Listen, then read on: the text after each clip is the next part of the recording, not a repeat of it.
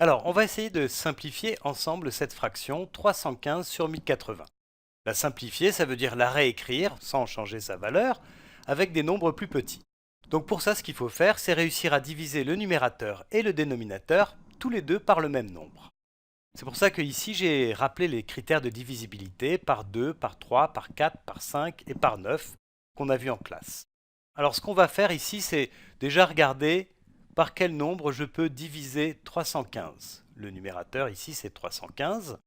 Alors, est-ce que je peux le diviser par 2?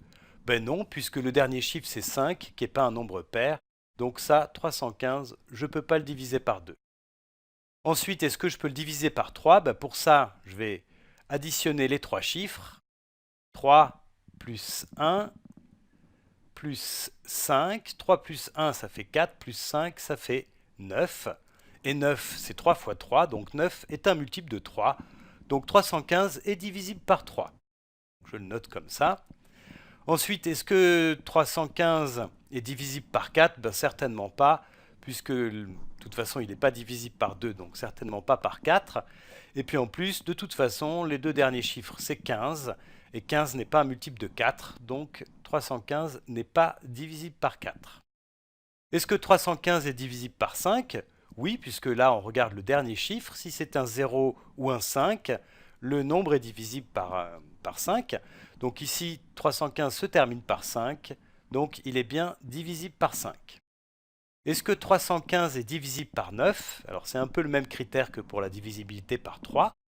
On additionne les trois chiffres, 3 plus 1 plus 5, on a vu que ça faisait 9. Et 9, c'est un multiple de 5, c'est 9 fois 1.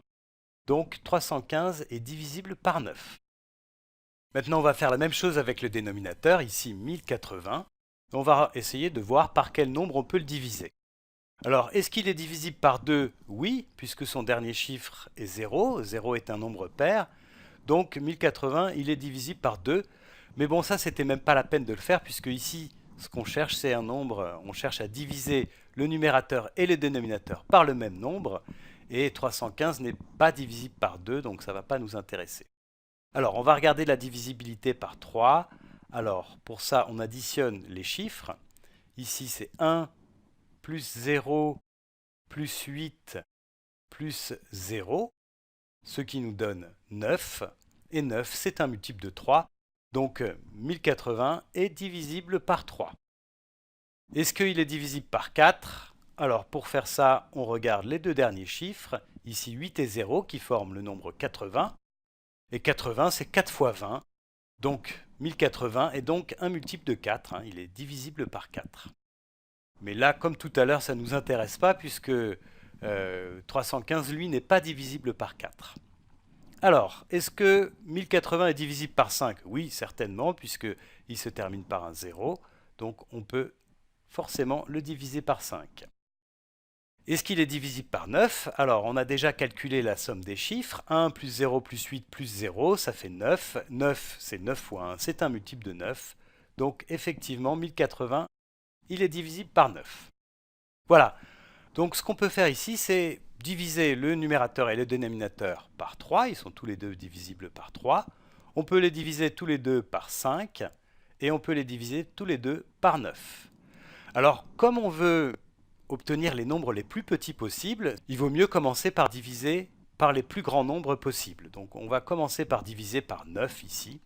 Alors, je vais réécrire la fraction, comme ça. Mais je vais déjà diviser 315 par 9. 315 divisé par 9. Alors ça, je vais le faire avec la calculatrice. 315 divisé par 9, ça fait 35. 35. Donc le numérateur ici, c'est 315 divisé par 9, ça fait 35. Et puis 1080, je vais le diviser aussi par 9. Divisé par 9 aussi. Alors je vais le faire aussi avec la calculatrice. 1080 divisé par 9, ça fait 120. Donc ici, le dénominateur maintenant, c'est 120. Voilà. Alors là, j'ai déjà pas mal simplifié ma fraction, mais je peux continuer puisque j'ai vu tout à l'heure que le numérateur et le dénominateur sont tous les deux divisibles par 5. Effectivement, là, ça se voit aussi. 35 est divisible par 5 et 120 aussi. Donc maintenant, je vais diviser par 5. Diviser par 5 le numérateur. Alors 35 divisé par 5, ça fait 7. Et puis 120 divisé par 5, 120 divisé par 5, ça fait 24. 100 divisé par 5, ça fait 20. Et 20 divisé par 5, ça fait 4. Donc 120 divisé par 5, ça fait 20 plus 4, 24. Voilà. Et là, on a terminé puisque 7 et 24 n'ont pas de diviseur commun. 7, on peut le diviser uniquement par 7. Et 24 n'est pas divisible par 7. Donc là, on a simplifié au maximum notre fraction de 315 sur 1080, et qui est égale à 7 sur 24.